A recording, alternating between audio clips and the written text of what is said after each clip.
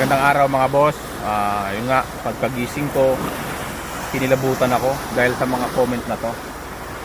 Nung bago kasi ilibing si Rene, pumunta kami doon sa kung saan siya sinipr, kung saan pinahinto yung CPR. Doon kami nag-ocular. And then talagang kinilabutan pa rin ako. Kinilabutan talaga ako. Nung minisage nila ako na humihingi daw ng justice yung sa dagat.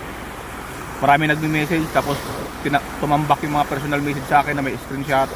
And then yun nga, binalikan ko yung video, yung original file. Tinignan ko talaga, ulit-ulit kong pinanood. Talagang may word. So i-slow mo ko. Doon naman sa mga otoridad, sir, wala po akong gustong palabasin dito. Nirespeto ko po yung investigasyon nyo, no? Dahil ang humahawak na investigasyon, NBI at CIDG. Yan kasi talaga yung magagaling mag-imbestiga. Mataas ko ang respeto ko sa inyo. Lang talaga, may napansin lang talaga kami na hindi siya ordinary. Kasi ako sa totoo lang, hindi naman talaga ako kinikilabutan. First time kong makaranas ng gano'n. Tatanong kung magkakapasa ba? Ito, kahit may malaki ng alam, kasi yung picture ng buhangin na dito, ito maitim kasi black marka ang tawag nito. Pero pinong-pino siya, mas pino pa sa buhangin ng Boracay. Maitim lang siya, pero kasi nga black marka yan.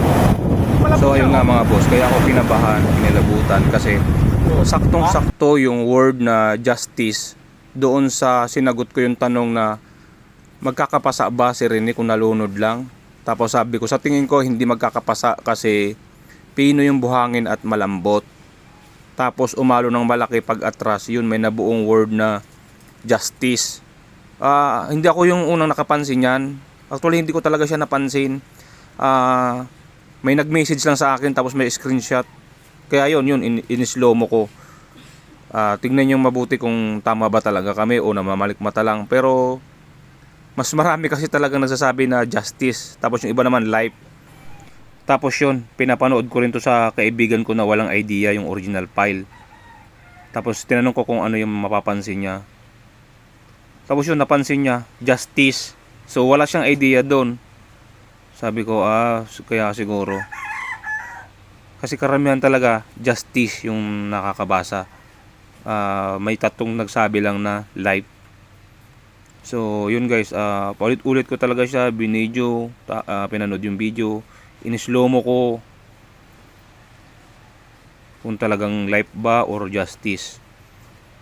Pero yun nga, siguro nga talaga humihingi siya ng justice.